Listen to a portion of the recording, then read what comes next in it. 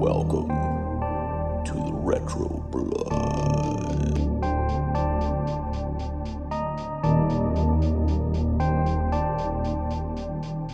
Welcome back, everybody, to the Retro Blood as we continue this month of November 2024 doing Human Meat What's for Dinner month here on the Retro Blood. That's right, as we count down the days to American Thanksgiving, getting ready to sit down with your loved ones and your family members to have a great Thanksgiving feast full of Retro Blood's raw meat, because we are talking all about 1980s cannibal movies. And apparently they all surround the jungle and New York for some reason. Because up next, if y'all like a girl chasing down her sister who joined a cult and went into the cult, drank some snake tea, had herself brainwashed and was painted gold, and got a snake dildo jammed up her joy trail. If y'all like snakes killing snakes and things killing snakes and all kinds of snakes, alright. If you like a cannibal tribe ripping people to shreds and eating them raw meat style, then this is the review for you, brother, because the Retro Blood's talking all about eaten alive. 1980, not that 70s one. It's the 80s ones, brother. J. Alison, James Kline, what's happening, Alison? How's your joining a cult and sipping on snake venom and living out your days in the natural world of the jungle? How's that going for you? What the fuck was this? I would rather sip on snake venom and then watch this thing. It's amazing that this was written and directed by the same person who made Cannibal Ferox. Wow.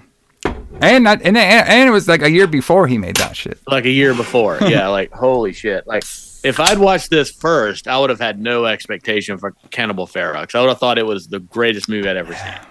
Well, we'll talk about it when we get to the review. But so I thought this movie was a little more grotesque. You know what I mean? Well, it is more grotesque, but the movie itself is just not as good. Oh no! I mean, I don't know who the hell they found for these dub-over voices, but boy, there's some. Oh my god! There was some interesting dialogue coming on this one, and all those fake like Southern accents just really got. Oh yeah, those were the best.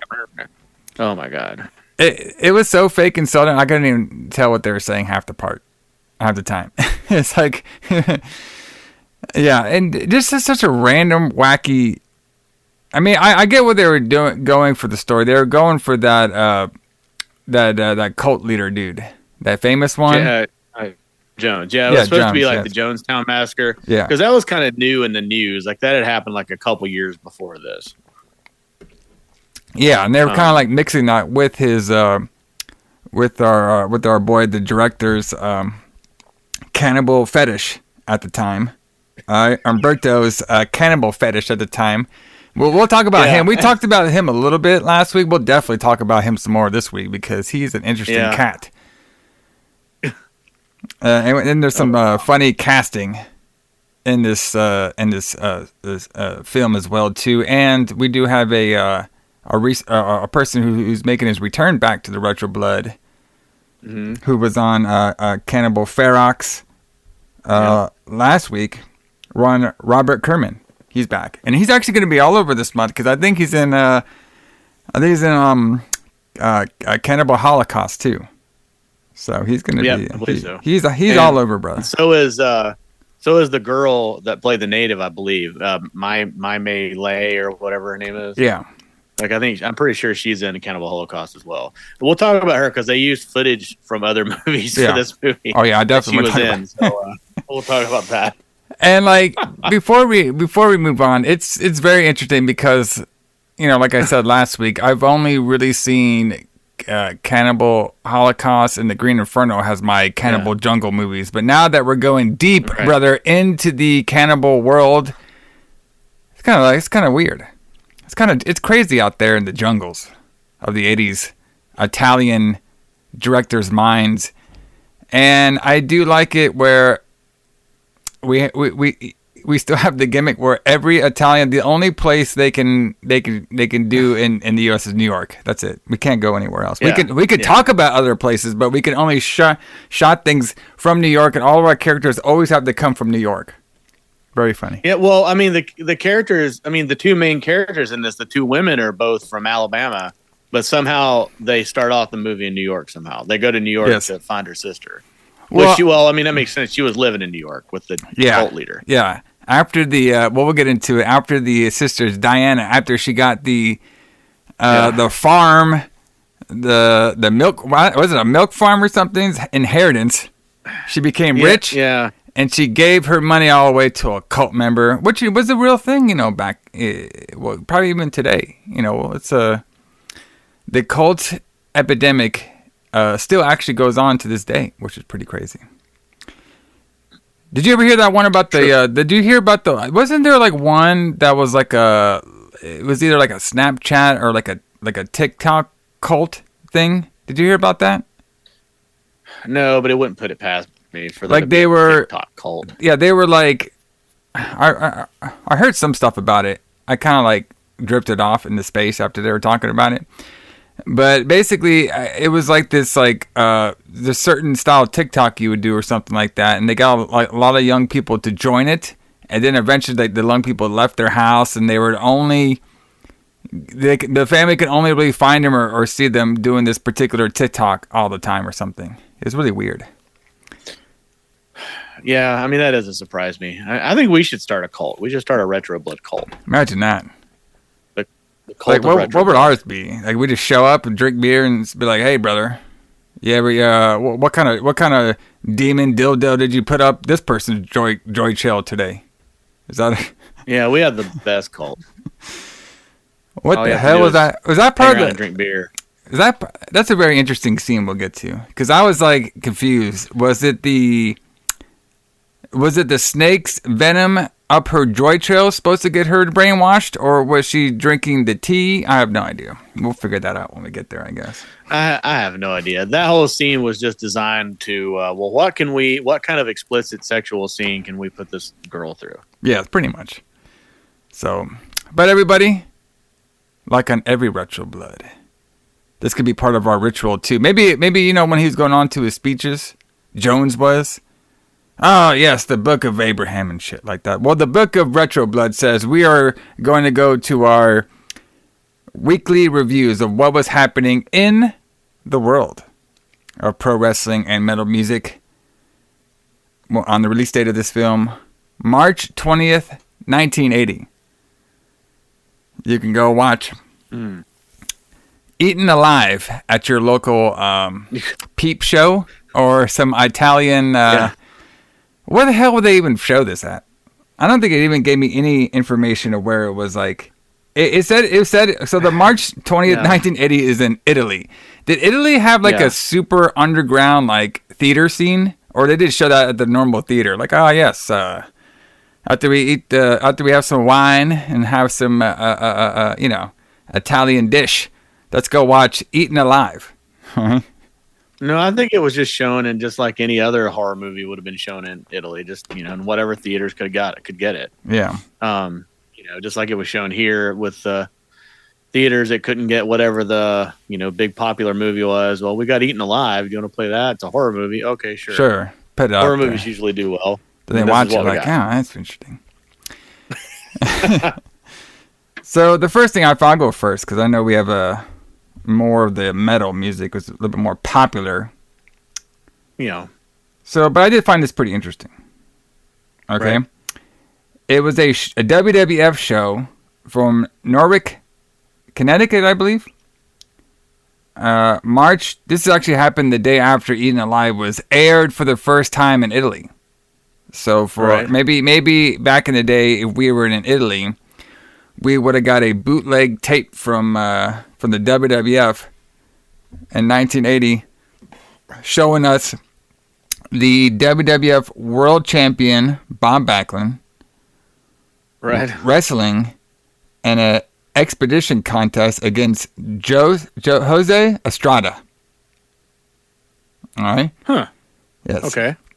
So what it says here, which is kind of interesting, it says the champion applied a number of holds on Estrada, which the champion was Bob Backlund. And Bob Backlund, like I said, we talked about him before on the show. He's a very ground wrestler, kind of like a Zack Sabre Jr. style. You know what I mean? Very technical and stuff. Right. And they were breaking. He would apply a hold to Estrada to show that he's a better wrestler, and he would keep breaking each time. And he basically was making Estrada become frustrated, and then Estrada started working rough, which led to Backlund hitting the most deadliest maneuver in 1980s wrestling. The crossface chicken wing? No. Oh. The atomic drop. No. Yeah, the atomic drop. That'll kill you. God. That'll kill you for sure. Lee, brother. I mean, could he? I mean, to be honest, I thought people getting ripped and torn apart, eaten alive in this movie was bad, but this guy was doing an atomic drop. Okay, and then he would do that, and then I guess he had Estrada so frustrated that he offered a handshake afterwards, and then the guy just left the ring. So, yeah, well, what do you think Bob Backlund would have thought about this movie? That would have been something. Oh, well, the only Bob Backlund I know is the one that ran for Congress. That's Bob Backlund to me, so I think he would disapprove. Yeah, I'd say he would think we were rotting our brains by watching this, and I can't disagree. I felt like I feel a little bit brain rotted after seeing this. Yeah, no, it was definitely something, that's for sure. Like, it's very I mean, so far I'm seeing that these, I mean, obviously this is made by the same director. Yes. But these definitely have a format to them. I feel like they have kind of like the Terrifier format, where we're going to have like a little bit of a story, but we're just going to shock you when it comes to these kills, brother. Like, just watch. Just you wait. Okay? So it's very interesting. Yeah, I mean, I was talking to somebody about that the other day, that it's kind of like the Terrifier formula. Yeah. Well, I mean, obviously Terrifier didn't come up with that, but it's like there's not a lot of story. We're just going to give you a bunch of shocking shit. Yeah, I mean, but, there's story in there, and I will definitely argue that Terrifier story is way more interesting than this stories are. But there's stories in there. It's just like the story is not the main part. The killing is the main part. Right. So very interesting. But yeah, I mean, there was a couple other matches on the show. Like, we had Hulk Hogan defeated Dominic DeNucci, and apparently the main event was Ken Patera defeated WWF Intercontinental Champion Pat Patterson via countout. So, not too bad of a little bit of a show. But I just thought the Bob Backlund expedition match was very interesting. Yeah, that's really cool. I think it's fun. I always find it interesting in stories when, they kind of work themselves into a shoot, and then they just get pissed off and they just kind of like, start really going at it in a way. I think the most trying to keep it. I think the most interesting expedition match, if I'm saying that right, in wrestling was, I mean, this technically, I don't think it really counted as that, but it kind of was when they had the Daniel Puder, Kurt Angle, exchange on SmackDown, where it was supposed to be like, it was tough enough, right? And they had all these guys like eat like pasta or whatever to kind of get them like all stuffed. And the funny part was going to have Kurt Angle go out there and just wreck them. All right. Yeah. But because Kurt Angle was obviously an Olympic gold medalist wrestler, and these are mostly guys, just big jacked up dudes off the street, except for Daniel Puder, who had a MMA background. So when they go to like he can actually fight. So when they go to grapple and shit, he puts like Kurt Angle and a clear Kimura, all right, and then they kind of panic because this is supposed to be like a shoot, and Kurt Angle was just supposed to run over these guys like it was fucking, like he's some sort of badass, and so they just counted Daniel Puder's shoulders really quickly to get the match over. But Kurt Angle was stuck in that Kimura, like he would have tapped if that was a real fight. So it was very interesting. That's the only like semi expedition match I can think of. I'm pretty sure, back they did that a lot during the 80s mostly. I know Ric Flair did a couple on there. Basically, Yeah. the expedition match pretty much means it's kind of like it's supposed to be like some sort of real good athlete going against somebody who's very cocky. You know what I mean? That thinks they can beat the person, and not a real sanctioned match. They're just like going out there and like, playing around a little bit. You know what I mean? So that's what that was kind of meaning. Yeah, like I thought an exhibition match was like I mean, I'm sure it can be different things, but I thought it was like when you had somebody from some other sport. Like when Antonio Inoki took on Muhammad Ali. Oh yeah, it could be like that too. Yeah. Yeah. Yeah, you got it. Yeah. I mean, it could be two different things. It's basically, somebody from a different sport coming in. It basically means it's not a sanctioned match. Right. Yeah. So whatever happens in this match is not, going to be in the record books. But we're seeing the class of the two athletes on there. So, speaking of class, what do we got for the metal music there, Alison? I thought you were going to say, speaking of class, let's talk about Eaten Alive. No. So I don't think we've talked about this band before, and we had a couple of options, but I wanted to talk about this because they're a significant band, and I feel like people don't give them the credit they deserve, mostly because of their later output. And, I feel like that we should talk about them. But anyway, the band is Def Leppard, which is, I'm sure, a band that you've heard of. Oh, yeah. Yeah, you're familiar with them. But most people are familiar with, like, later era Def Leppard, like Hysteria and the stuff they did after that. Yeah, which is kind of like pouring some sugar on me and the shit you hear all the time. Yeah. Like the late night at bars music, you know what I mean? Karaoke music and stuff like that. Yeah. Exactly. You hear that in Journey often. Yeah. But you never hear songs from their debut album, which is called On Through the Night. So On Through the Night came out on March 14th. So 6 days before this movie came out, Def Leppard released their debut album, which actually did really well in the UK. So Def Leppard is a British band from Sheffield, and Sheffield is like a steel town. They have steel mills there. They did then, and so they're considered like a working class British band. And they came out of like the you got to consider that like punk rock was big. So anything that wasn't like fast and aggressive was kind of like, kind of not really popular. Like the Pink Floyd and Yes type bands are kind of going out of style. So, but Def Leppard kind of bucked that trend, and they were kind of I would imagine they were almost like a throwback for the time because they sounded kind of like the glam bands like David Bowie and Slade and like the original glam bands. So this is obviously long before hair metal, but the back then though, Def Leppard had a much heavier sound. They didn't have that super overproduced pour some sugar on me sound yet. They were just like this heavy like rock and roll band with really loud, fast guitar solos, and they kind of got better up until Pyromania, which was like their best album that they ever made, and then after the guy had the car accident and had his arm removed and that kind of thing, they just kind of, to me, just kind of went downhill. But they became more popular than ever after that, because Hysteria is by far their biggest album and one of the biggest albums of all time. But On Through the Night is their debut album. Is such a love letter to America. Like you could just tell that they wanted to go to America and they wanted to play shows in America, and like even the cover of the album, which has like a semi truck, which I'm sure they have those in England, but like it's an American style semi truck with a giant Gibson Les Paul on the back of it, traveling through space. Yeah, in front of the sun or the moon or whatever. This is a badass album cover. But yeah, I mean, I love this album. I don't know if you got a chance to listen to it. I did a little bit, yeah. But the song Rock Brigade and Hello America, it has some really, really, really good songs on it. And if anybody wants to hear Def Leppard, how they really sound, then listen to this album, and then their second album, High and Dry and Pyromania, are all masterpiece albums. Wasted, that's a fucking great song. Yeah. Everything on this album is really good.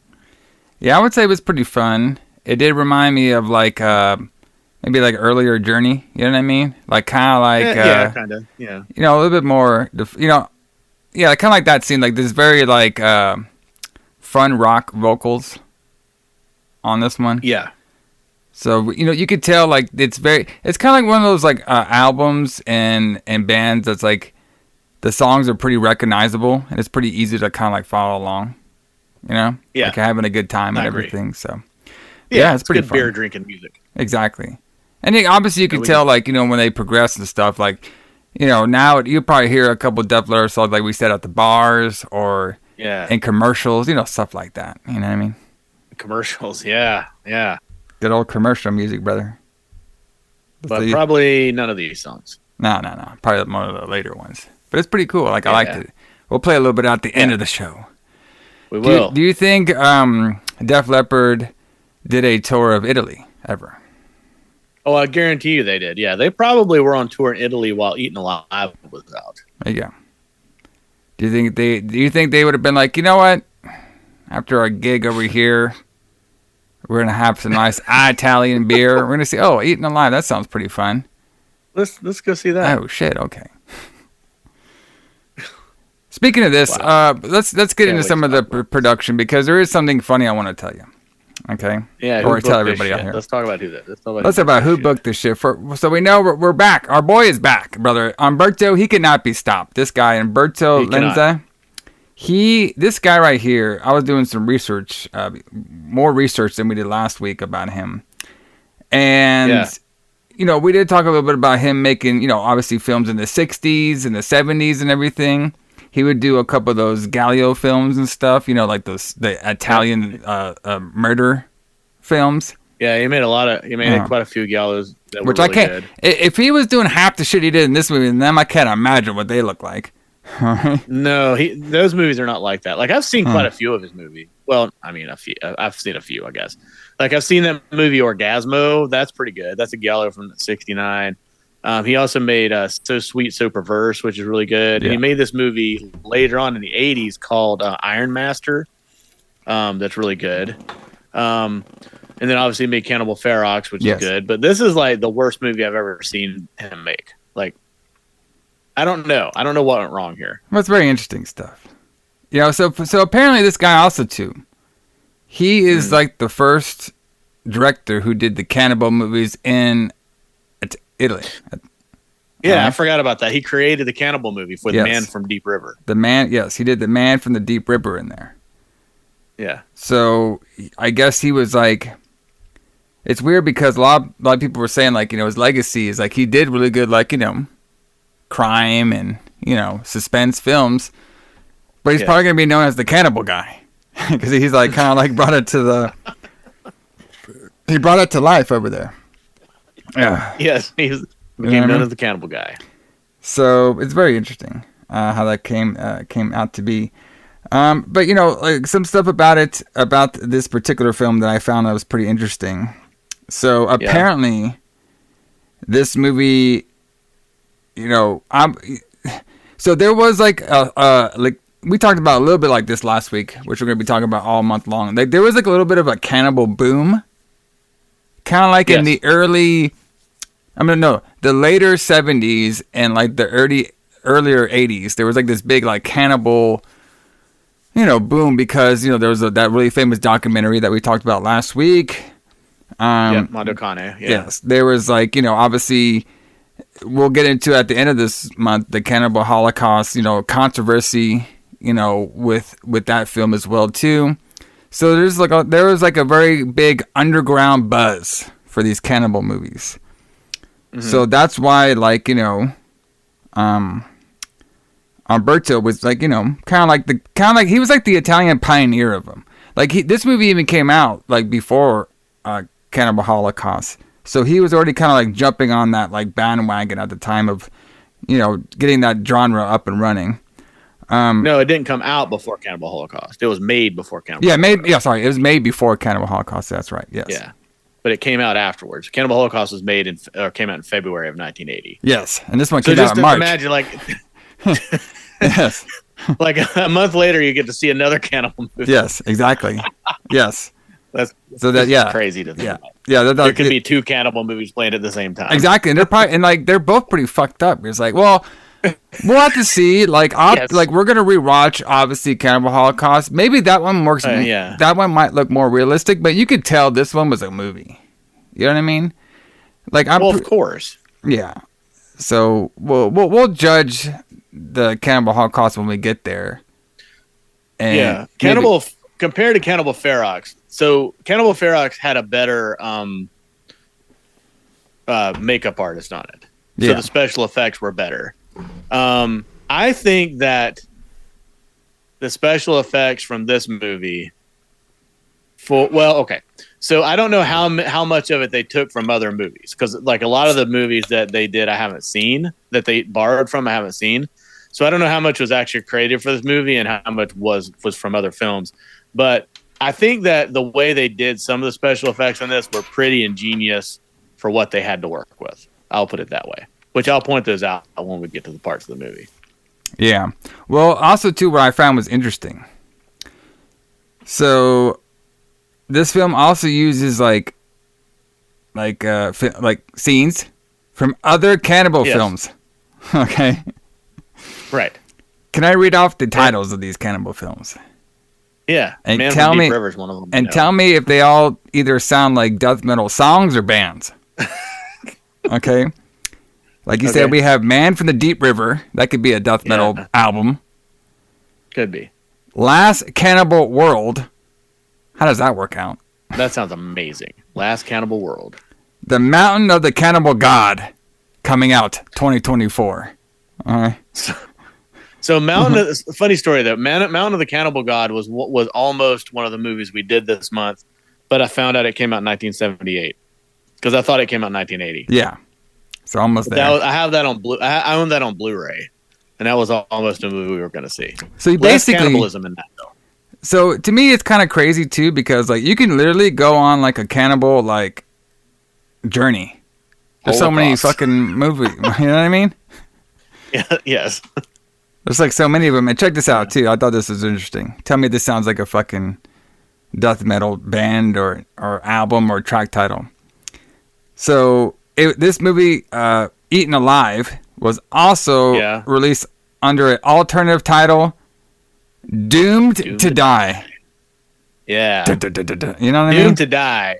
That's a band name right there. Yeah, Doomed to Die. There needs to be that might be like one of those like that's either a hardcore band's name or it's like one of those deathcore bands' name, Doomed to Die.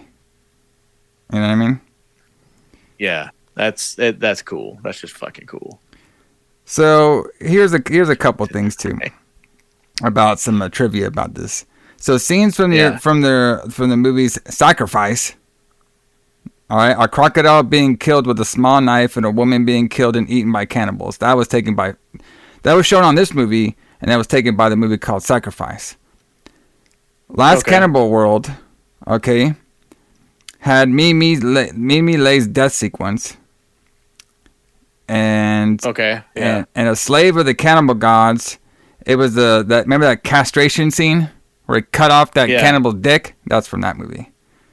That's from so Slave of the Cannibal God and Mountain of the Cannibal God are the same movie. They just have different names, I'm pretty sure. Yeah. So. So that's where that came from. So the scene where Mimi Lay or whatever her name is dies is the scene where like they cut open her chest and they put the sticks inside of it. Yeah. Yeah, so that came from another movie. So they didn't actually make that special effect for this movie. Yeah. Yeah, that was from Last Cannibal World. She's like in 3 cannibal movies. So they just used the cannibal. She's in Last Cannibal World. She's in Man from Deep River, and this movie at least. There you go. She's like the cannibal. You know what I mean? So, you could just keep reusing shit when it comes to cannibal stuff. You know? Yeah. And Man from Deep River was a movie that Lenzi made, so he was taking like his scenes from his own movie. So I thought this was interesting too. We touched on this briefly. The antagonist character Jonas, all right, and his commune of the climate mass suicide was inspired by the Jim Jones Temple cult in Ghana, who committed mass suicide in November of 1978, resulting in the deaths of over 900 people. Given its proximity to the real events, Eaten Alive is one of the earliest fictional films to show the Jonestown's massacres. Yeah, so very interesting. And that's kind of how Jonestown ended too, where they're like drinking the Kool-Aid or the Flavor Aid with the. They're drinking. I think it was actually Flavor Aid, but everybody calls it Kool-Aid. But they had cyanide and some other poisons in the Kool-Aid, and then they all drank it, which is where the term "drink the Kool-Aid" comes from, by the way, in case nobody knew that. But yeah. So you drink it, and then they all died. There was like 900 of them. Kind of a terrible tragedy, but I guess that's what you get for being brainwashed. Don't let yourself be brainwashed, kids. Think for yourself. Yeah, that was probably like Don't I would follow say a cult leader into the jungle. Wasn't that one? I think the Jones, because that's where like "don't drink the Kool-Aid" came from. Was the Jones one? That's where that term where it says anytime anybody accuses somebody else of just believing something without any evidence, or they're just believing something because somebody told them, they call it drinking the Kool-Aid. So that's where that came from. So basically you're because all these people drank all this Kool-Aid and it killed them, and they did it just because he told them to. So that's where that term came from. Yes. And what I also too find interesting is the I like how we're reusing the same actors in here. You know what I mean? Pretty interesting. So we have Robert Kerman, he's back.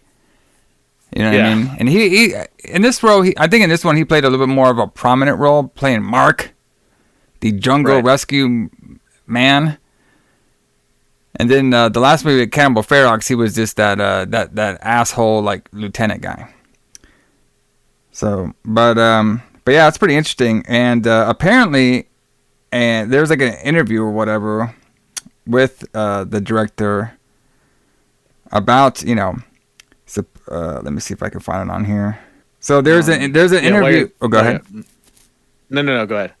Yeah, I'll say there was a little bit of an interview with Umberto about him hiring Robert Kerman and stuff, these porn actors, and he was all well, I didn't know they were porn actors, so just hired him anyway. And I'm just like, brother, you knew who they were, all right? Don't lie to me. He's actually been in a bunch of movies, though. I mean, yeah, he was in Debbie Does Dallas, which we talked about before. But he's been on it, like you said, he's been on the show a few times. He was in Night of the Creeps. Yes, great movie. And he was in The Clairvoyant. Yeah, which we did a couple months ago. And he's also going to be in Cannibal Holocaust next week. Yeah, or not next week. He's all over the place, brother. He's all right actor. Yeah. I thought he did fine. I think he was fine. Yeah. Maybe one of the most successful ex-porn stars to make it in regular movies. Yeah, maybe. You know what I mean? Just using all his talents on there. Yes. All right? It's the way to do it. But yeah, apparently a lot of the actual films of the animals going after each other, those were all from different movies as well, too. Yeah. So it's very interesting how they did it. We're just going to take some of this and just put it into this movie.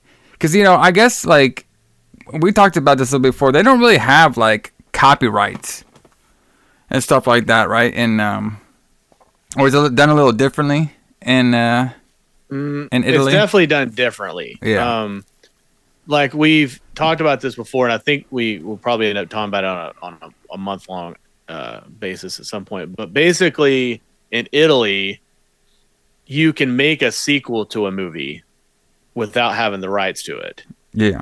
But I'm pretty sure in this case, they just took scenes from other movies and put it in there. And a lot of it, I think, came from stock footage, too. But, yeah, copyrights work a little bit different in Europe than they do here. Yeah.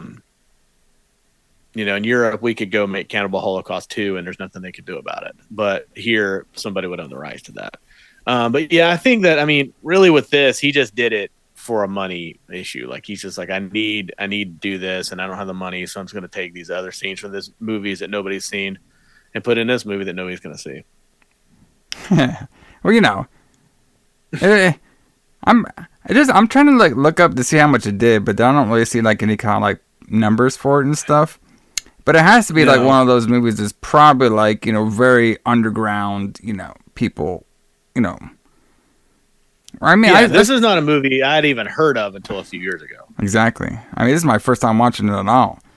But I think you got to be part of the cannibal genre of liking that style, like the deep jungle, going out there and seeing how these crazy people are gonna, survive. Because, like I said, like they still kind of do those movies to this day, but they're done like a little differently. Like I said, we had a lot different. So it's just very interesting to see like the kind of the progression of them a little bit, but yeah, very it's all about like the controversial trail. You know what I mean? But I do agree that Cannibal Ferox had a little bit more of a structured story behind it, where you had the dumb people from New York trying to go see if cannibalism was for real, so the girl could write a book. And then this one was a girl chasing down her sister who joined a cult, who just so happened to be in the new Ghana jungle, surrounded by cannibals. Yeah, they're in this. They're in New Guinea. Guinea. Whereas the last movie, they were in the Amazon rainforest. They were in South America the first time. Yes. And now we're in New Guinea. So yeah, New Guinea. I guess is like the famous cannibal country. Like that's where like most cannibal stories that you hear about took place in New Guinea. But I mean, the story of this is not bad. I mean, the idea of her going to save her sister from this cult is a good story. It's just there's not much story once they get there. Yeah. You know what I mean? It all turns into like snake dildos and, rape, basically. And there's not a lot of cannibalism in this. Not as much as in the other movies, I don't think. Yeah. Yeah, kind of. I mean, we did have a couple scenes of the cannibals out there, like, chopping up people and eating them up and stuff. So, yeah, but we'll get a couple into scenes, it. but nobody ate a dick in this. That's true. We did not see that, did we? We had a dick getting caught off, but they just threw it into the water. We did. Right. I wonder if Lenzi's just like trying to like up himself, like, and eating alive. I had a dick get cut off. Now in this one, what am I gonna do? I'll just have him cut the dick off and eat it. And eat it, brother. That's how we do it. Yeah.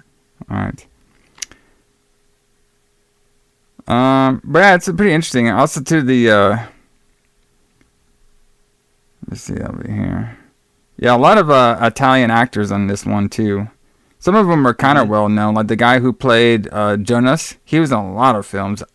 Ivan Rissimov. Yeah, I know him from Planet of the Vampires, which is a Mario Bava movie. And then Mel Ferrer is in this, which I think is how you say his name. He's a really famous actor. He American actor. Obviously, this was kind of near the later in his career, but he had a small part in this, and he's a pretty famous actor. Of course, we have the Mimi. She's in here too. She played the widow. Yeah, Mimi Lai. Yeah, the widow. That was like her. That was, or I guess they count her. I thought it was called the widow, but I guess she was Moara. Moara. Yeah, that was her official name, Moara. So very interesting. We'll talk about what happened to her. That was interesting. But everybody, let's get on into it. Let's get into Eaten Alive. Let's do it. Take home a wonderful balloon. Hear the joy of giving with 9,000. What the hell? Shut him! Hey, you! Stop! 3 men killed with tiny darts dipped in cobra venom. Cobra venom?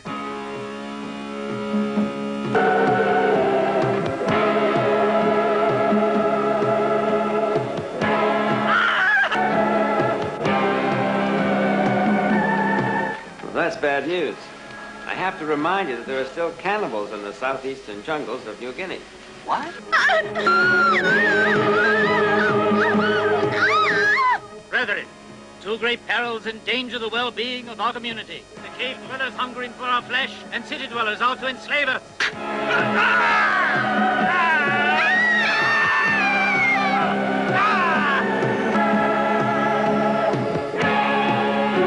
Where is Jonas now? out, you know? Keep your mouth shut. Get out of here. Mind your own damn business. Those devils want to see me locked up in a prison cell, but they'll never get to do it.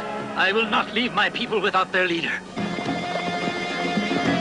I got him! There's somebody down there! Go, Meraki!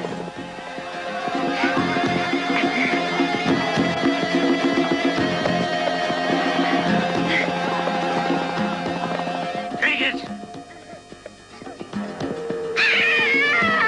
Sheila! Come on!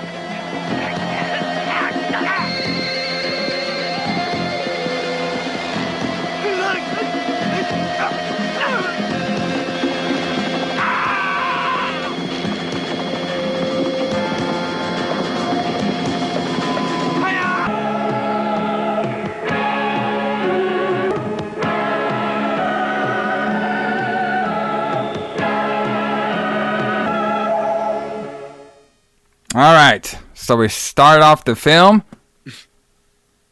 in Niagara Falls, Canada. Yes. That's right. Snowy, long lakes and everything out there in the good old Canadian woods with waterfalls and stuff. We have this guy. He's all like looking at the water and everything. Then we get was this some Asian dude? I guess. Isn't he part of the? I don't know. He's part they of don't ever tell us who this guy is. He's part of the cannibals. Not yes. He's not the cannibals, but he's part of the people that live wherever Jonas is from. Well, I was confused though, wherever Jonas because is. yes, I was a little confused myself. So basically, this guy is. We'll find out later that he is the Jonas's follower assassin. Okay. Oh, yeah. I forgot about that. They tell us he's an assassin that Jonas sent. Yes. For all the people who left his cult. Yeah. So, but I swear the cops called him Asian, but I didn't see no Asians at his cult. Okay. So. Well, Mimi Lay is kind of Asian. I guess a little bit maybe. So basically, anyway, he goes in there and he darts his ass. Does that the Indiana Jones darting? You know what I mean? Yeah, and then it kills him instantly. Yeah. So then, surprise of my surprise, I couldn't believe it at all. We were actually in New York. I'm like, wow, an Italian film in New York? What the hell? That's shocking. And we see this the older dude with the coolest fur jacket. Yes, that was badass. I was like, damn, okay. I was like, all right, let's see where this goes. Yep, he gets darted too. Yeah. All right. Then we get another old guy who has like those aviators that are big back in the day. Yeah. And he's fucking going through the city, all through the city, super shots of him everywhere. He's going by Santa. So technically this could be our first Christmas movie of the season because there's Christmas going on. Because it has Santa in it, yeah. What a Christmas. We're already counting this as a Thanksgiving movie. Imagine this being a Christmas movie. Imagine getting that in your stocking. Oh, what did you get me for, I got you the DVD of Eaten Alive. Eaten Alive. Oh, sweet. So he gets darted right in front of Santa. All right? Yeah. And then we cut back. Then we see he's everybody sees his ass, right? The assassin dude. He's running, and he gets hit by a bus. Yeah, and that's the end of Jonas's assassin. There he goes. So now we have this girl, which we're going to find out her name is Sheila.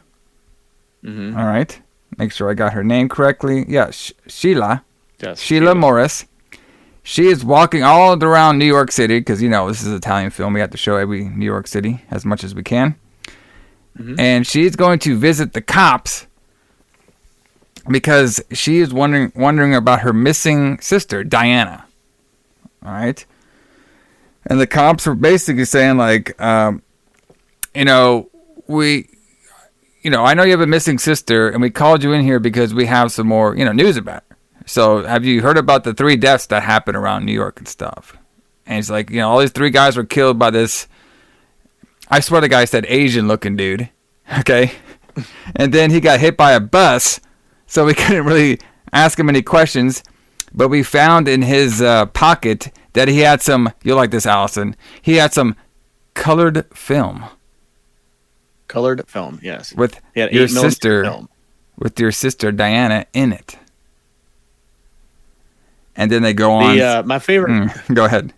My favorite part of this is where that one of the cops says, "Yeah, this guy was hit by a bus, so we can't talk to him. The only thing we know about him is that he's dead." Yeah. Very straight. Yeah, it's very straight to the point. I like it. So they're saying like, yeah, we looked at this colored film in this guy's pocket, and your sister's on there, and it looks like she's mixed up with some group of crazies. All right. Well, I mean, he's not wrong. And then they're saying like, yeah, there's like this guy named Jonas, who is a one of them natural guys or something. He believes in nature and shit. Yeah, and back to nature. And he doesn't like the civilized world, so he gets people to join his nature cult. All right.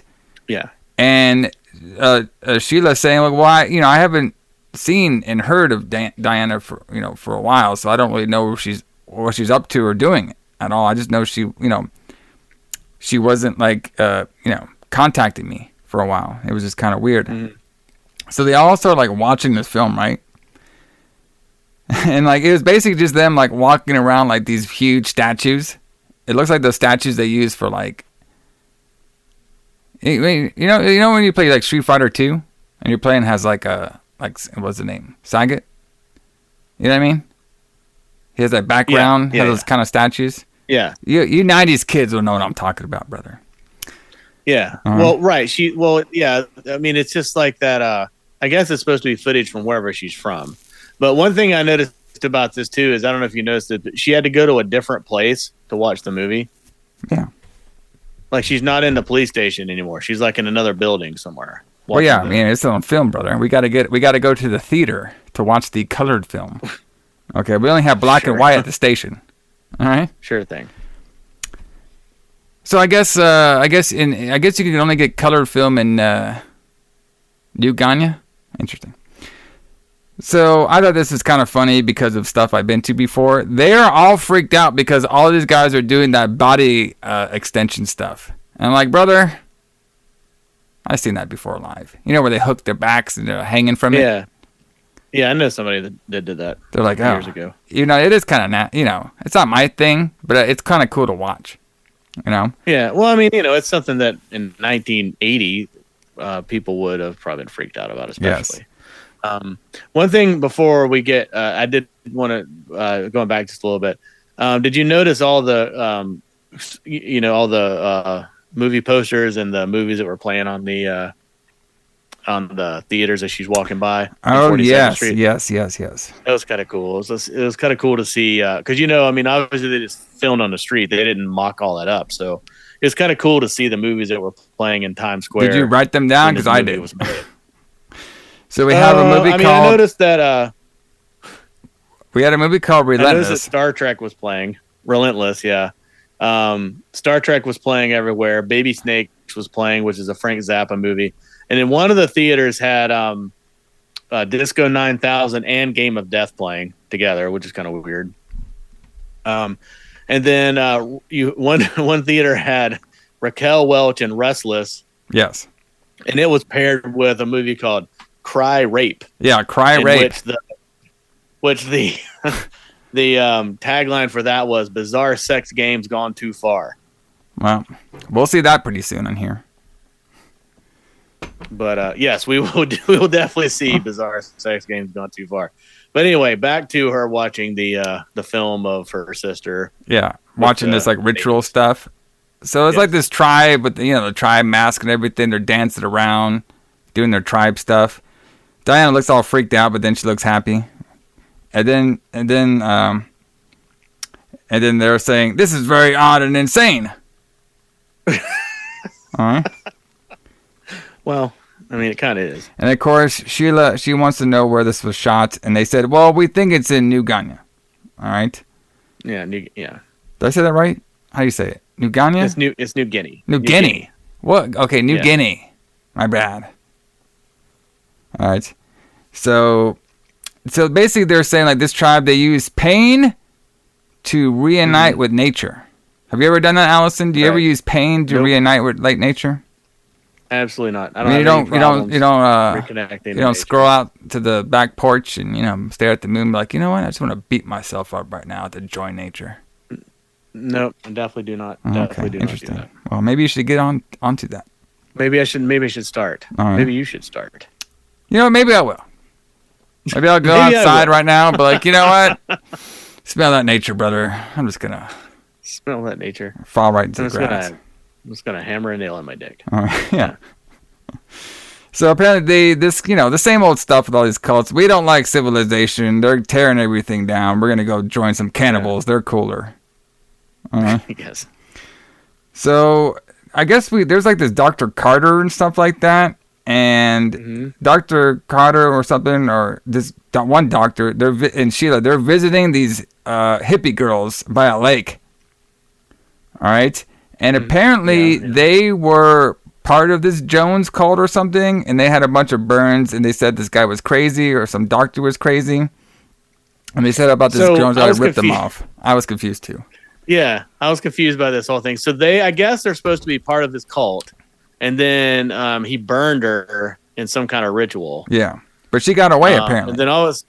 And she got away. And then all of a sudden, this random black dude shows up and beats the shit out of her. No, like what the hell is going on? I'm not sure who that guy is or where he came from. So we're made to believe that this Jones guy is like a fraud. Basically, they're basically kind of like telling you like this guy's a fraud. You know what I mean? And he's basically gone through followers to now do his paradise in the jungle. All right. So now Sheila, she goes to New Guinea to meet, I don't know why they brought up this guy, but she went there to go meet this guy named Mark. Okay, when we meet Mark, do you know why? Why are we meeting Mark? No, I mean, I thought, isn't he just the guide to help her get there? Yeah, I guess he's like the travel guide. Maybe the Dr. Carter or whatever, said he would be the travel guy. Yeah, he's kind of like the Indiana Jones, sort of this. Yeah, he's like the cheap Indiana Jones of this, because she keeps offering to pay him more money. Like she paid him that was the thing that shocked me is when they get there, he's like, now you owe me $20,000. Like you pay this guy $20,000 to take you to this place? Yeah, no. But anyway, so we see some arm wrestling with the knife. Okay. Mm-hmm. So I'm saying, Sheila, she talks to the Mark outside, saying first the guy Mark, he doesn't want to go to this jungle because he knows it's dangerous. That village where all the cannibals are. Right. And she's like, well, I know your history of Vietnam and how you escaped. And I'd be like, what does that have to do with anything? It doesn't mean he wants to go back. Yes. So then eventually he agrees. He rips up this paper and says, I only work for cash. All right? Yeah. So they want to go to that village that's about 500 miles away. All right? So now they fly in a helicopter, okay? And then this is a weird dialogue here. This shit was fucking crazy. Which half of it I can't say on here, but I'll break it down the best I can. So they're flying on a helicopter, and he's all like, hey, where are you from? She's like, she's from Alabama. He's like, oh, that must be shitty there. What do you do over there? It's like, well, I got like this farm that I worked on with a bunch of black people. No. She says, and I'm not going to say the word, but he says, what do you do in Alabama? And this came out of fucking nowhere. Yeah. Like just literally out of the blue. And she says, I can't even believe this. Like, I can't believe this was like, it's not that it's offensive. It is, but it's just like, it just came out of the blue, out of nowhere. She says, watching some poor N-word break their ass in my father's cotton mill. Yes. And I thought she was kidding. Like I thought this was a joke. Yes. But I don't think it was. Like I think that's just literally what she says that she does in Alabama. And I could not believe. I was shocked. I was like, what? That's the most shocking thing in this movie. I mean, this is more shocking than the fucking dildo scene. to me. Like, I was like, I couldn't believe this. Because that one just came out of left field. Like, what? Okay, what did you say? Yeah, it just came out of fucking nowhere, and I'm like, what? That's right. I thought it was a milk field, but it made more sense with cotton. Because I thought she had like some farm where they basically got like their family fortune, I guess, off cotton or milk or some sort of farm thing. I don't know. So you're right. In parts of the movie, they talk about how it's like a dairy farm. Yeah, exactly. Yeah, and they sold the dairy, and that's how they got so much money. Yeah. Right. So I don't know. So I don't know. I mean, because I keep wanting to think that she's like it's not a joke, but like she's trying to. What I thought maybe she was doing was like she was trying to play into his assumptions about her. Yeah. Like, he would just assume that she was like, she's from Alabama, so obviously she's some racist person that like takes advantage of black people. But like it turns out her family really does do that because they talk about it later on in the movie. Yeah, very interesting. So I don't know if she's kidding or if she's serious or what. But I also like the weird, awkward scene where she just out of the blue asked him if he likes rock. And he says, "No, I like whiskey." Yeah, I didn't really do that either. Is that like a flirting line? I don't know. I have no idea. None of this could even be in the movie, and the movie would have been exactly the same. It's true. So they, after that interesting conversation of semi-flirting, I guess, in 1980, they walk on a bridge. All right, and now they bring her to, I guess the village was called Shockhold Village or something, and then the guy's like, "Okay, I want my money right now." All right, and then they don't. The cannibals might kill me. Yes. So then there's some gunshots. They fall down. The guy makes like, "Yeah, I learned to watch my back from Vietnam." And then they have this old guy who pulls the gun on them, tells them to get up and everything. They said they're looking for Diana Morris. That's her sister.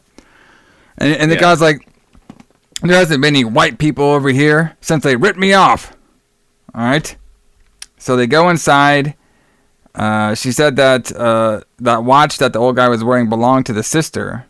All right. And then they think that something fishy's going on here. And now Sheila's a little scared. Right. And then, of course, they're having a possibility that Diana might be killed, but they still want to look for her. And this is when we get over. This is when we hear that Diana took over when their father passed away the old mill. All right, so I guess like we were saying earlier, their mill, they really did do cotton there, and they did milk apparently. And they did milk, yeah. So basically, Mark, it says, "I will get us out of this mess and bring you to the village if you add on another $80,000. I was like, okay. And then they see a snake and they freak out in a box. So now Sheila, she's watching some ritual dances outside. And they start thinking about her sister watching ritual dances outside. And then we get some scenes of natives cutting up an alligator. Some more of that animal chopping up stuff scenes, which we're going to be seeing a lot this month, everybody. So get ready for it. Yeah, there's a lot of that this month. But yeah, it was, and then they're like cutting out like the insides of it, and yeah. So we have the old dude with the gun. All right. Mm-hmm. He's going to meet because he locked them up in the cage or whatever. Sheila and Mark. He goes in there. He sees them both on the floor. He's like, "All right, the snake got him," but no, it was a trick. So they grab the gun from him. They ask where Diana's at. He eventually gives it away that she is alive. And she hasn't been here for a while because they went into a new kingdom in the forest that was built by Jonas, where no white man can ever find him. Exactly. Because we were telling you this Jonas guy. He is like his cult is all about nature and being one with nature and getting away from the evils of the civilization. Which is weird because he like rapes people. But exactly. Well, he does more civilized stuff. Well, wild civilized stuff, I guess. So Mark, he wants a little canoe, and he threatens the guy, and they get their canoe. All right, and they sail off. I like my notes here. They sail off to the hidden forest. No, to the fortress. I fucked my own shit up. So then we have then we have a monkey being killed by a snake. Very sad. And then of course Mark's like, what you're watching is survival of the fittest. We're gonna see worse. And he was correct. We are gonna see worse. And 5 seconds later, we see worse. So I like this part though a little bit though. So it's at nighttime, right? You know what I mean? We just saw a fucking snake get killed a monkey and shit. We're in all this deadly jungle. We're drinking up a little bit. He's like, hey, you know, we're drinking a little bit over here by a tree. You know, loosen up a little bit, huh?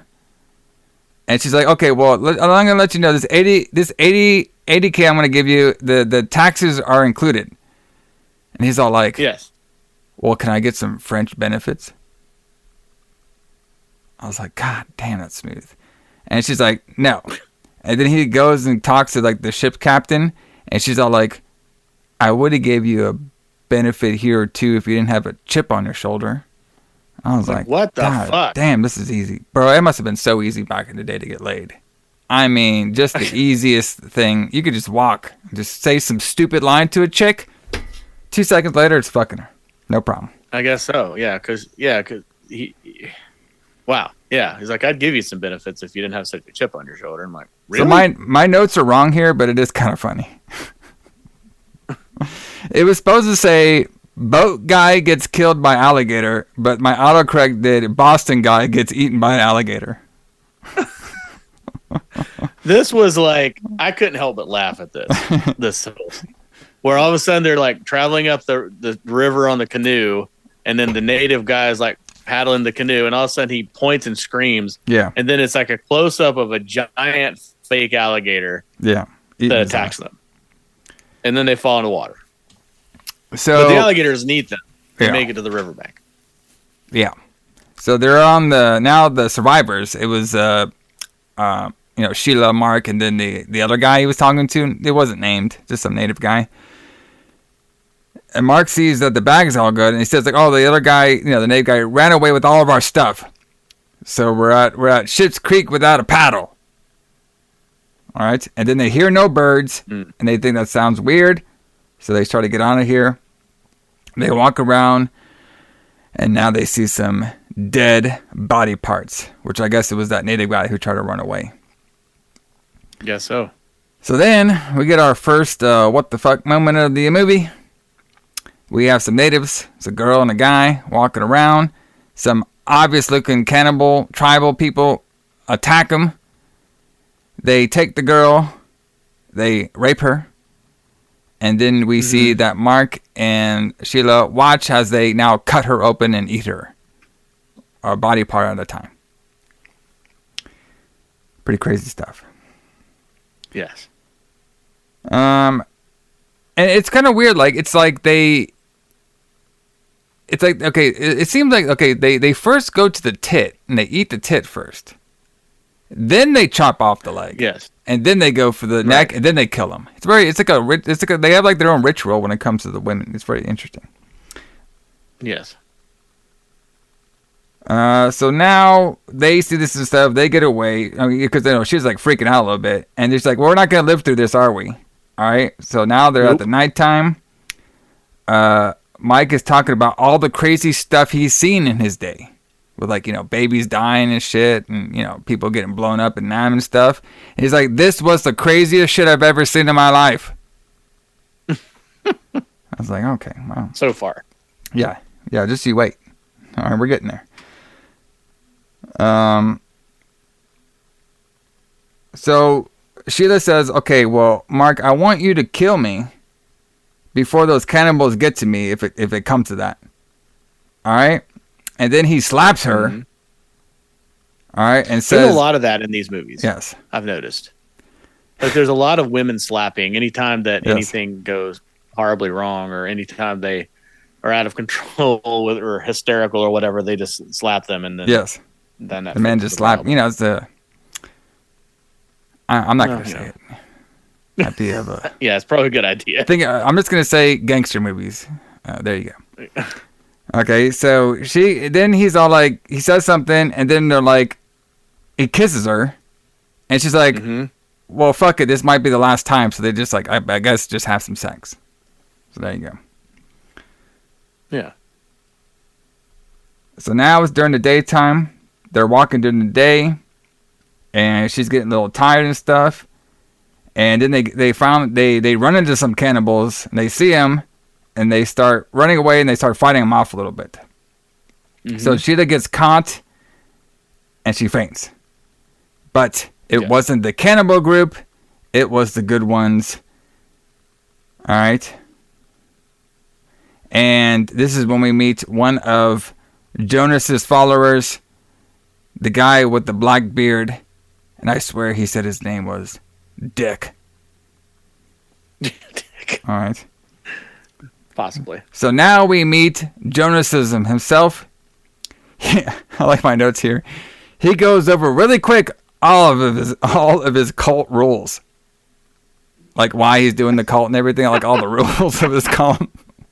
Yes. And like he says it so fast. It's like, yes, I am the cult leader. This is we're here because of nature and civilizations. Have you ever heard of the book of something? You can't leave or else I'll poison your ass and shit, and I'm gonna fucking stick a snake dildo up you and shit like that. You didn't know that? That's what we do here. Okay. I mean, he says it so fast, bro. He's all his cult rules and shit. I was like, fuck, bro. I was like, I'm not rewinding it. Okay, just he says a bunch of cult stuff. All right. But he does say they can't leave. All right, because if you try to leave, you'll get caught by the Cannibal Clan. I swear. I think he said that too, the Cannibal Clan. I don't remember that, but that's awesome. You'll get caught by the Cannibal Clan, all which right. kind of sounds like a rap group. Yeah, there you go. Yeah, the Cannibal. Yeah, that's the rap one. Yeah. Yeah. So now we see a bunch of natives. They're gathering the snake venom. All right. This seems like a really tedious process. Yes. So they're all watching and stuff. Mark and Sheila are. They finally ask about Diana, and Jonah says, "Yes, you'll see Diana. She's okay here in the village, but we had one of my followers killed himself and stuff. So we had to do this ritual about him." And you can watch it. So we have this ritual. I guess when somebody dies from the village, ridiculous. Yes, they put his body and they burn him. Okay. Yeah, that's not uncommon. It's everything else that's really fucking weird. So they burn him, and this kind of reminded me of something similar to that Midsummer movie, but this one's a little bit more fucked up, I would say. This but here. I mean, burning a body is a common way that ancient people used to dispose of bodies. Yeah. Because you couldn't really bury people and things like that. But yeah, we'll get the thing that gets me. Yes. Well, anyway, I'll tell you. So they're doing the burning of the body. Okay, and they finish, and then now we can see that Diana shows up. She's all like pretty much naked with these other naked chicks in their ritual gear. Mark says, "Man, your sister looks high as fuck." All right. And so they all, and she is, yes, off snake venom. Apparently, you could get high off snake venom, I guess. I know. Why is that a new thing around here, brother? Give me some snake venom. There should be more snake venom addicts. So they all then they're talking about, okay, well, in our culture, when I don't know if this happens for males, but if, let's say the husband dies, the widow has to lay in his ashes while the widow's brothers fornicate with her. Do I get that correctly? That's my understanding. Yeah. So yes. she has to lay in the ashes where the body was. Yes. And then all of her brothers have sex with her. The thing that I thought was humorous about this was so there's this gigantic bonfire where they're burning the body. Yeah. And then seconds later, it's burned out. Yeah. Well, they got all the way down to ash, all the way down to the ground. Well, they use that snake venom. You know what I mean? That just gets it out of the way. It burns it faster. Yeah, I guess so. It would have taken hours, if not days, to burn that. But whatever. What I thought was, here we are. what I thought was, this obviously wasn't very humorous. It was kind of like you could tell that the girl was just laying there, and the only thing that was shocking to me is everybody looked so serious. It was yeah. And I was just thinking, you know what? I could see, I wonder if hardcore porn's like this. You know what I mean? Behind the scenes, everybody's just looking very serious at him. Yeah, That's right. Probably. Make sure we got the good shot there. All right. So that all happens. All right. So now. That all happens. Yeah. So now Sheila finally meets Diana. They talk to herself, and then very fastly, Diana notes why about all the cult rules. You know what I mean? Like she goes over all this like speech about the cult and why she's during the cult and why nature's so great and civilization sucks and everything. Right. And then Jonas and stuff leaves, and then Diana's like, "Oh yeah, I was just acting, but my acting sucks." And I was like, you know what? It kind of does. Okay. And it does. You're not Bro, wrong. like there was more that Diana was saying, but I challenge anybody out there. If you can understand this shit, like I could barely understand this girl at all. This whole fucking movie, because her accent was so weird. Okay. Yeah, it's supposed to be like an Alabama accent, but there's no Southern person that has ever talked this way. So what I got out of it is she was acting because she was acting out of fear because she fears the Jonas, and she knows that the guy's a fraud, and she wants to get out of here, but she can't leave because of the cannibal tribes. All right? And then, of course, she admits, too, like, yeah, we can't leave, too, because Jonas, he's the one that he'll send, like, some assassins out to you, like they killed all those guys from New York and shit. All right? So now they're, like, kind of, like, trapped there. Yeah. So Mark is looking around, right? And he's all like, man, these people are crazy. Hey, can I have my money now? I was like, I don't work like that, brother. In case you die, can I get paid? We see some snake fighting, and we have our first scene of back to New York. We're back, brother. We're back in New York. Now the police have evidence that Jonas's hitman was the guy who killed all those three guys, and we know that Sheila is missing now. And there's like, well, no, she's in Morocco. I was like, nope, not anymore. We got reports that she's in New Guinea now. All right, or New Guinea. Did I say it right now? New Guinea. New Guinea. It's New Guinea. New Guinea. Whatever, bro. I'm already 2 beers deep in. What do you want from me? I know. All right. You're perfect. That's everything I want from you. So she's still okay. So and then the doctor guy from earlier, he's like, yeah, she's in there. Don't you know that's where all the flesh eaters are? And then he makes some sort of like meat joke on there. It's amazing. So now we have Jonas. He has a big speech about, the same old cult stuff. Everybody's evil. We're nature people. We're not evil. How about you drink this cult stuff here? Okay? And then when the time comes, we'll face off all the evil. So now Mark, he won't drink the Kool-Aid, which is AKA snake venom, I guess. I have no idea what it is. Right. And they start beating him up, then they tie him up. And now he tells everybody to drink, so everybody drinks, and they all drink into glory and to stand up to glory. Yes. And then they grab one of those cannibal guys, and they just cut his head right off for some reason. Because they're at war with them. For some reason. Right. Well, I think they just abuse the local tribes. Yes. They're not nearly as, friendly as they claim.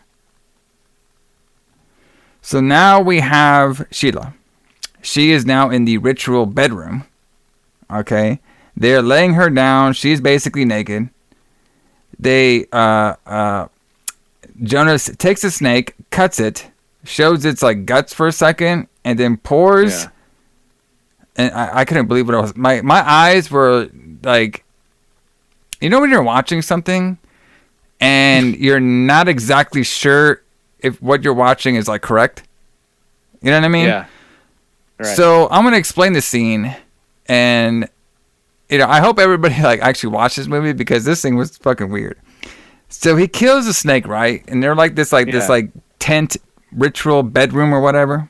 He kills a snake, and then he brings out I thought it was first I thought it was a knife or something or a claw, but no, it's a dildo. Yeah, it's a big dildo. And not one of those floppy ones. This one was like hard. This is like a steel. This is like one of those steel dildos. I guess, back in the 80s, but I didn't get the floppy ones. You only got the steel ones. So he pours the snake venom juice onto the dildo, and he proceeds to ram it up her joy trail. Yes. Did I miss something when it comes to cults? Is that what they do? I don't think you missed anything. I think this doesn't make it. This doesn't make any sense. And I was like, what? This shit right here is like, okay, we're doing this for shock value. Okay. Now we don't see him actually, put the thing up her joy trail, but it's implied that that's what he did. Okay. Yes. Very interesting. So now Mark's up there, and they're all taunting Mark with drinking water, and then they leave. And then we have Diana try to give him some water, but then she gets rushed away. And then we have this other guy saying, "Oh, you're not like Jonas and his crew, so I'm gonna let you go." So they untie him and they let him go.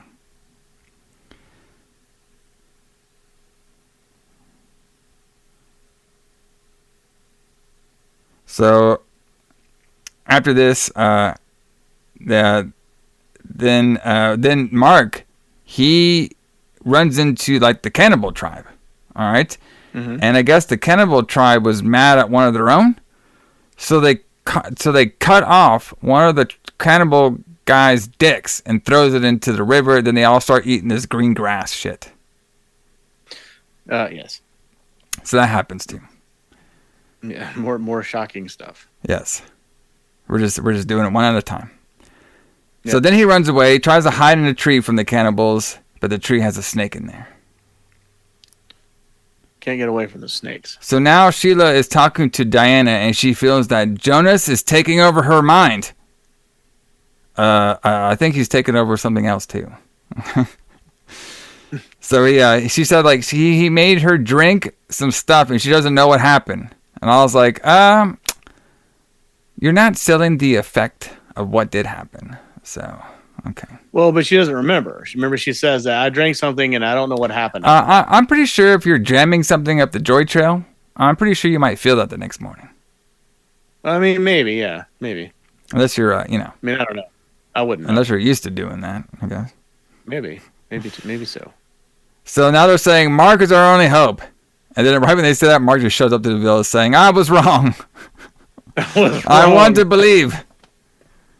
All right. And then Mark meets Diana and he's like, listen to me. I know you just met me. You don't trust me or whatever. But you got to trust me on this one. I have a trick. I'm going to trick Jonas because the only way we can escape here and not get caught by the cannibal crew is going by the river. All right. And then Diana's like, okay. And Diana's like, I know somebody, which is going to be the widow. The widow girl, she has a boat. All right. And Diana says, okay. Diana says she fears that Jonas is brainwashing Sheila. So we got to get her out of here too. Then now Jonas is doing, yes, the wayward sheep has come back to the flock. He needs to drink up. And then Mark does. And then they all sing a song very badly. Like Gloria, Gloria, Hallelujah. They sing all that shit. Yeah, it's the battle hymn of the Republic. So Sheila has now been painted gold. Mm-hmm. Which, I... For some reason. I enjoyed it. Yes, she's naked and she's painted gold. Hey, man, everybody had some nice, body features in this film. I was digging it. That's true. So now Jonas, he comes in, he tells everybody, out. And he looks at Sheila. And then right when he's about to do something, Diana tries to attack, but she fails and she gets whipped. And then Sheila just like stays right there high the whole time. Mm-hmm. So now the Jones is about to do something to Diana, but some guy comes in there and he gets pulled away. And what it was one of the old guys from the camp was caught drinking, I guess, some liquor or whatever. And I guess that's a sin in the village or something. You can only drink water and snake blood or something. Right. So he begs for another chance, but he's forced to leave the village. And he's like, I'm an old guy. I won't survive out there, which he's correct. And then they kill more alligators. Yep. More alligator death. Sad. Poor alligators. So we have the widow, a.k.a. in my notes, naked tribe girl, gets the boat ready. Yeah. While they eat alligators. So Sheila's not feeling good anymore. She gets visited by Mark. Sheila can't recognize herself because she's been joy trailed, snaked up or something. And of course Mark's like, I guess so. Of course Mark's like, I still want my fucking money. He still wants to get paid. So saying like, hey, you got to resist them. And Mark's saying, listen, they're doing some ritual thing tomorrow. Okay? That's when we'll go. That's when we'll sneak out of here because we have a canoe. All right? And he's like, tells her, don't drink anything that Jones gives you. Yes. So then next thing we have some tribal dancers. We see Diana drinks. And then of course Sheila just drinks right away. God damn it. Of course. Don't listen. Should have just left Sheila's ass behind. Yeah. So Jones stops the widow. Says, hey, you haven't been doing your chores lately. And we saw you by the river. What are you doing over there? And she was like, well, I was just, doing my duties. It's like, okay. No problem. So now we have Mark and that dude that was taunting him with the water. They were fighting over the guy claiming that Mark had some whiskey on him. And Mark beats his ass up. And Jones is like, you did right. You're good. So now we have... So now Jones is doing his ritual book reading. Mm-hmm. Tales of Abraham, whatever the hell the tales were.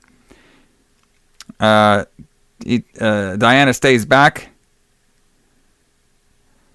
So he tells Diana, to look in his eyes. He takes off her shirt. And Diana just says like, hey, just leave me alone. I gave you everything in New York. All right, all my money, all my family's money and everything. Can you just leave me alone now? And Jonah says, like, I'm not. Me and you are now connected. And we are on this journey together now. All right? You're a part of my... Okay. It's basically more brainwashing cult stuff he's trying to tell her. Then we have just random scenes of snake killing birds. They just cut them in. I'm not even kidding when I say this. They just add them in there. It's just random scenes of snakes killing birds. You're right. So we have now it's just like stock footage. Yes. So we have Mark, Diana, and the widow girl. They're all hiding. Okay, and I thought the parrot was gonna fucking tell them where they are, but he didn't. So they have to go at night, they're trying to get out of there, and they have a boat hidden. So now they go to Sheila, right? And they said, like, hey, Sheila, we have this boat ready to go and stuff. And they're like, oh, she's too brainwashed. She's so brainwashed right now, she can't move. Let's tie her up, and they leave. Okay? So they're walking towards, like, the boat and stuff, and they can hear the camp bells. And they all start freaking out a little bit. All right? And then... one of the funny lines is Jonas is back at the camp saying, damn it, they tricked us. Damn it. Damn it. So now he's basically telling all of his people to go follow him now. I want them back over here. Okay? So they're going towards the boat. They're basically saying like, okay. I think Diana says like, okay. I think the drug wore off for now. Let's untie Sheila and see if she'll be okay. So they untie her. Sheila freaks out and she runs away. So I guess Diana's not really good. So the widow and Diana hide and Mark goes look for Sheila. Mm-hmm. And then now we have the widow and Diana. They get caught by the guy who was fucking with Mark the whole time. The guy was pouring water in front of his face and was saying that he had whiskey under his back. I think it says his name is Kerr, but I could be wrong. Yeah. He looks like Diana. He strips her down, and then he proceeds to rape her from behind. Yep. All right. And this is all happening. Okay, and she's calling out for Mark for help, but Mark's out there trying to fight this brainwashed Sheila. Right. So while all this is happening, the cannibals show up a little bit. Mark eventually helps Sheila get out of the hole, and of course Sheila is confused. They hear Diana screaming, and now this is when we see a bunch of fucked up shit. So apparently Kerr, he's dead. They killed him. Right? I don't know if they killed him mid-rape or not, but they killed him. We can see that the people that he was with all been cut up by the cannibals, and now that we can see that they have cut off Diana's tit and started to eat it. What do you think about that? That shit was pretty crazy, huh? Yeah, I thought this is a scene where with the special effects I was talking about earlier in the show, where they did really well with what they had. Because later on in this scene, they cut off her leg and they're eating her leg, and then the way they realized that in the movie was they just buried her leg in the ground. Yes. Like they dug a hole in the ground and put her leg in it and then filled it back full of dirt, and then it looks like her leg's missing, but it's actually, if you look at it, it's just actually down in the ground. I thought that was pretty ingenious, considering. Yeah, it's very interesting. So they cut off this other one's ear. They cut off Diana's tit and eat it. They cut the widow. They start eating Diana's leg. Yeah. And then they eventually kill Diana. So Diana, she basically just fucked up everything. She did. She did fuck up everything. I mean, I found it amazing that they lived as long as they did.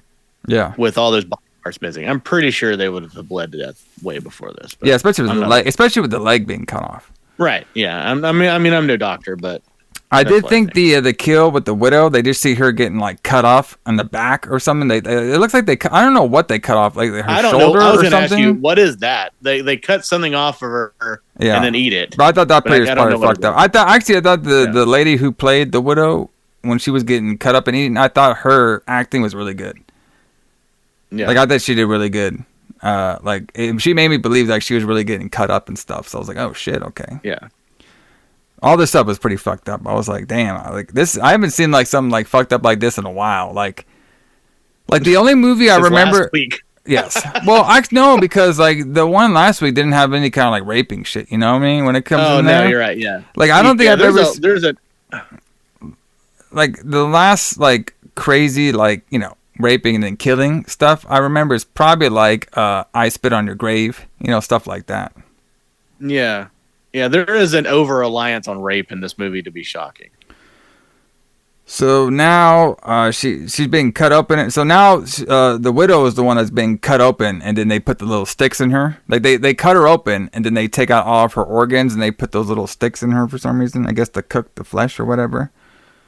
Right. And then we see really quickly that Sheila was going to look, but Mark knocks her out, and they get on out of there. So she can't see her sister getting all cut up and dead. So now we're back at the village. So Jonas is telling his followers to get those bastards back here. All right. And so now Mark, he's going out with he's trying to save Sheila. And he starts killing the apparently the only person that can kill the cannibals is Mark. He's the only one that knows how to. All right. So he starts fighting back a little bit. And then Mark saying like, listen, we need to go back to the village because we're fucked here. Like, we cannot, the two of us cannot fight all these cannibals. They're going to get eaten and killed like your fucking sister. And he says, well, the only other option is we just kill each other right here. So they start obviously the only other option. Yeah. So they start kissing each other and they're about to stab each other until they hear a helicopter. All right. And then Jonas says, I want those bastards back. And then Jonas hears the helicopter. All right. And he's like, they're going to make me go back into a cell. I'm not going to the cell. We're going to fight them. And what we're going to do is, hey, make that Cobra mix drink. All right. So basically, he's freaking out now. So now Mark and Sheila, they're trying to run towards the helicopter now. All the cannibals are following them, so they're running to the river. Eventually, the helicopters, people see them. All right, and then one guy's like saying, his acting was something. It's like, "Hey, they're down there, and it's gonna be really tricky to get them." All right. Oh well, it's fantastic. So Sheila gets into the helicopter pretty easy. Mark is the only one who has to fight off all these cannibals to get onto the helicopter, but eventually he does. Well, yeah, I love though how the helicopter takes off before he gets on it for some reason. Yes. Well, they're like, "Fuck it, we don't want to deal with these guys." Right. I mean, you would think that, if the cannibals were getting close, then maybe they were trying to take off, but like they're not even close. Like he kills one with a machete and then throws the machete at the rest of them, but the helicopters are already up there, so he has to like hang on to the bottom of the helicopter. Yeah. Like this whole movie is made like it's supposed to be made like an adventure movie or something, like Indiana Jones. So they had to create this false like sense of adventure for Mark to hold on to the bottom of the helicopter or whatever, then climb up in there. But yeah. So now we're back at the village. Everybody is now drinking the Kool-Aid or the Cobra mix. And they're all basically drinking it, freaking out and dying. Some of them are cutting themselves. Some of them are just dying or falling down. Jones is forcing all the followers to drink him. Even though some of them don't want to do it, but he forces them to do it, or else he goes and kills them himself. So everybody's drinking and everything. Even some of his loyal people saying, going up and, my sins and all that stuff, all that cult stuff. Mm-hmm. The cops come down. They see all the dead followers, and they're just looking around like, oh, shit. So, it's made to look like that incident that we talked about. So now we're back in New York. They watch a newscast about the killings, about the Jonas's clans, and of course they said Jonas's body could not be found. He's on the run. Yep, he escaped. For a sequel we'll never get. Yes. So now the doctors tell Sheila to get some rest. That weird doctor guy comes in who was making those cannibal jokes earlier. He comes in. All right, he says, "Oh, what's going on, everybody? You got any news for me?" All right. And then, of course, now the cops are saying, "Well, we want you to hide the fact when you write your book or whatever, or in the newspaper, that there was cannibals there. We can't let the civilized world know that there's cannibals out there." And Mark says, this is kind of I like Mark's response. He's like, "You want her to lie about that? Huh, okay." And he leaves. Okay. Wow. And then, of course, she was like, "No, I'm going to tell the whole truth and stuff. I don't give a crap about your bureaucratic crap." And then Mark, you see him screaming at somebody, "What do you mean the money's not going through?" So Diana, so now Sheila comes in. He's like, "Hey, that fucking check bounced. They said like your girl Diana gave up all the money to that Jonas guy." And she's like, "Oh, I guess you got to go find him." All right, and then he starts like tearing up the check, and he smiles, and that's how we end the movie. By him being I guess he didn't get the money, but now he got the pussy. It's the only thing I could think about. I guess. I thought this movie was terrible. And that ends Eaten Alive. 1980. Yeah. Not that 1970, whatever one. 1980. Yeah. I thought the raw scenes of like the animal tribes and killing people were pretty fucked up, but the actual story of this and the acting was definitely horrendous. Okay, it was horrendous. It was bad. Yeah, it was really really bad. So there we go, everybody. If y'all like jungle, a cannibalistic cut up and rape and shit, like this is a very interesting one. It's a very interesting movie, I'd say. When it comes out, it's all about the shock value in this one. That's what I'm seeing so far with like these cannibal movies. It's all about like the shock and like the basically the big shock value is what we're going for here. So yeah, I mean that's all it is. It's just made to shock you. Yes. So, but there it is, everybody. What's for dinner month? Looks like we got a couple titties, we got a couple legs. We got a couple back skin. We got a couple organs for your dinner plate. All raw and ready to be eaten, brother. Here on the Retro Blade. Yeah. But Alison, what do we have We're not coming done yet. next week? Because we're not done yet. We got 2 more of these. No. So next week we are doing another movie I haven't seen. Hopefully it's better than this one. It's called Cannibal Apocalypse, Oh. also known as Cannibals in the Streets. Oh, okay. We'll see if it takes place in New York City. It has John Yes. Saxon in it, who's been on the Retro Blood before. Yes. It also has another element that we haven't seen before. So just like this movie was a combination of like an adventure movie like Indiana Jones mixed with a cannibal movie, Mm-hmm. this one is a Vietnam War movie mixed with a cannibal movie. But I don't think it takes place in Vietnam. So we'll see what happens. We'll see what happens, everybody, as we explore the hunger that is raw human flesh for this month. Should be interesting. And of course, after we do that one, Cannibal Apocalypse, we'll be doing the Cannibal Holocaust. That should be a very interesting one too. A very classic one. And then we'll give you all the December Christmas holiday list of what we got going on. I think you guys will enjoy that one. But Alison, what should we play to the audience as we get on out of here, out of this New Ganyan jungle? Let's play the Def Leppard track Wasted, because I would have to be wasted to watch this movie. Well, there's a lot of people wasted in this film. You know, like Mark wanted to a get lot of people were wasted. Mark wanted to get wasted off his whiskey. The Jonas girls were wasted through the entire movie. Yeah, the girls were wasted off dildos laced with venom. snake venom. Yeah. We had the villagers of the cult doing that Spectro Cobra mix. A lot of people were wasted off this one, brother. We had the cannibals drinking the blood off this one. But everybody, Ooh, yeah. J.H. Alison, James Cline, we will see you here next week on Metro. See you guys.